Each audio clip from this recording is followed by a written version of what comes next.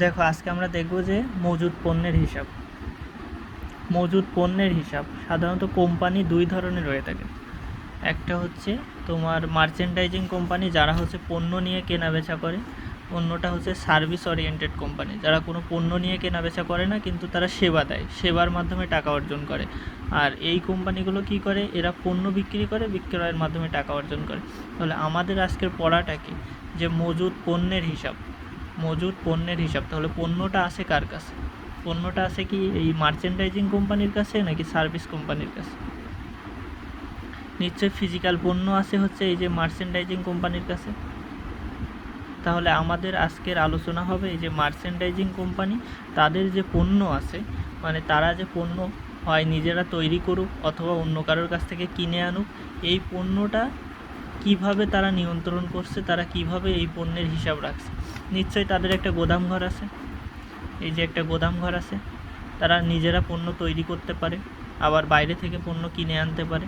তাহলে কিভাবে তারা বুঝবে তাদের গোদামঘরে কত টাকার পণ্য আছে আর এই পণ্য কত টাকার বিক্রি হয়ে গেছে, এখন কত টাকার পণ্য হাতে আসে? এই যে হিসাবগুলো, এটা তারা কিভাবে বুঝবে? এটা বোঝার জন্য যে হিসাব, সেটা হচ্ছে মার্চেন্ডাইজিং কোম্পানির ইনভেন্টরির যে হিসাব, ওইটা। মার্চেন্ডাইজিং কোম্পানির ইনভেন্টরির হিসাব বোঝার আগে তোমার আগে বুঝতে হবে যে মার্চেন্ডাইজিং কোম্পানি কিভাবে তাদের নেট ইনকামের হিসাব করে।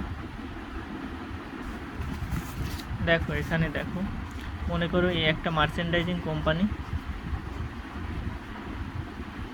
এই কোম্পানি এখন চাচ্ছে আমার 1 বছর হয়ে গেছে, 1 বছর হয়ে গেছে, এই 1 বছরে আমি কত টাকা লাভ ক্ষতি করলাম সেটা আমি জানতে চাচ্ছি।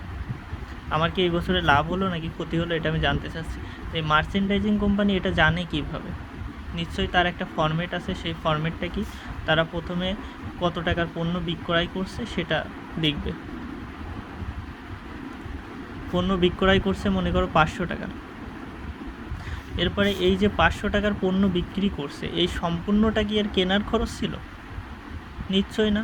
আমি যদি 500 টাকায় পণ্য কিনে আনি, সেটা তো আমি 500 টাকায় বিক্রি করবো না, তাই না?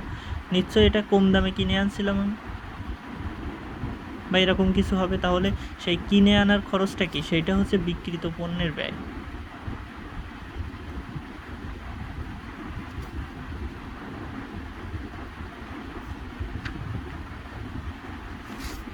বিক্রিত পণ্যের ব্যয় মানে যত টাকার পণ্য আমি বিক্রি করছি, এই যে 500 টাকার পণ্য আমি বিক্রি করছি, এই বিক্রি করতে আমার কত টাকা ব্যয় হয়েছে, মানে কত টাকা দিয়ে কিনে আনছিলাম আমি, সেইটাই হচ্ছে আমার যত টাকার পণ্য বিক্রি করছে তাই ব্যয়। দেখো আমি হচ্ছে কলম কিনে আনছিলাম মনে করো 5টা কলম কিনে আনছি, প্রত্যেকটার দাম 5 টাকা। তাহলে মোট দাম কত হচ্ছে আমার? 25 টাকা।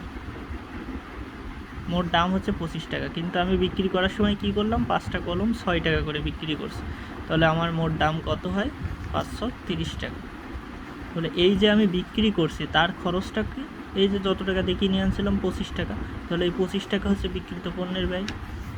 ঠিক তেমনভাবে এই যে আমি 500 টাকার পণ্য বিক্রি করছি, এটার নিশ্চয়ই একটা খরচ ছিল, যা দিয়ে আমি সেটা বানাইছি অথবা কিনে আনছি, সেটাই হচ্ছে আমার বিক্রিত পণ্যের ব্যয়। মনে করো বিক্রিত পণ্যের ব্যয় ছিল 200 টাকা, তাহলে 200 টাকা লিখে নিলাম। এখন আমি বিক্রি করছি 500 টাকা, আর সেটা কিনতে বা বানাতে খরচ হয়েছে 200 টাকা, তাহলে আমার লাভ হয়েছে কত? 500 থেকে 200 বাদ দিলে যত থাকে 300 টাকা। এখন দেখো একটা প্রতিষ্ঠানে শুধু কি এই পণ্য কিনে আনতে যে খরচ, সেই খরচ হয় নাকি আরও খরচ আছে? যেমন ম্যানেজার থাকলে তার বেতন দেওয়া লাগবে, আমার রুম ভাড়া দেওয়া লাগবে, বিদ্যুৎ বিল দেওয়া লাগবে, আরও এমন আনুষঙ্গিক খরচ আছে না? সেটা তো আর পণ্যের সাথে সরাসরি সম্পর্কিত না। আমি যদি পণ্য বিক্রি নাও করি তাহলে তো সেই খরচগুলো হবে, তাই না? ওইগুলোরে বলে হচ্ছে পরোক্ষ পরিচালন ব্যয়, মানে প্রতিষ্ঠান পরিচালনা করতে যে ব্যয় হয় সেটা হচ্ছে পরিচালন ব্যয়। তাহলে পরিচালন ব্যয় আমি লিখে রাখলাম, পরিচালন ব্যয়।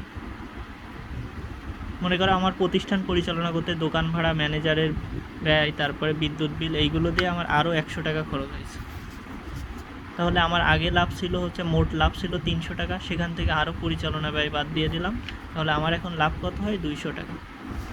এই 200 টাকারে তুমি বলতে পারো যে নেট ইনকাম। আরও কিছু আছে অপরিচালন, সেটা এখন দেখতেছি না, এটারে তুমি বলতে পারো হচ্ছে নেট ইনকাম। তাহলে মার্চেন্ডাইজ কোম্পানি কি করে?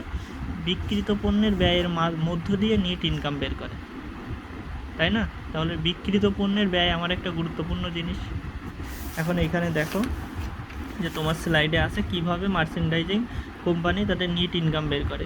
আগে যেটা বলছিলাম, প্রথমে সেলস কত টাকার বিক্রি করছে, তারপরে হচ্ছে কস্ট অফ গুডস সোল্ড। এই কস্ট অফ গুডস সোল্ড মানেই হচ্ছে বিক্রিত পণ্যের ব্যয়। আমি যে পণ্যটা বিক্রি করছি তার জন্য কত টাকা ব্যয় হয়েছে সেটা আমি বাদ দিয়ে দিছি। বাদ দিয়ে দেওয়ার পরে যেটা পাবো সেটারে বলে হচ্ছে গ্রস প্রফিট বা গ্রস মার্জিন বলতে পারো তুমি এটার মানে হচ্ছে মোট লাভ, মোট কত টাকা লাভ হয়েছে। এখন এইটাই কি আমার লাভ? এখনও আমার দোকান ভাড়া আছে, বিদ্যুৎ বিল আছে, আরও আনুষঙ্গিক আরও খরচ আছে, তাই না? তাহলে সেই খরচগুলোও লেস করে দিব, মানে সেটা থেকে বাদ দিয়ে দিব এই যে মোট লাভ থেকে। সেটা বাদ দেওয়ার পরে যা থাকবে সেটাই হচ্ছে নিট ইনকাম। তাহলে মার্চেন্ডাইজিং কোম্পানি কীভাবে নিট ইনকাম বের করে বুঝতে পারছো?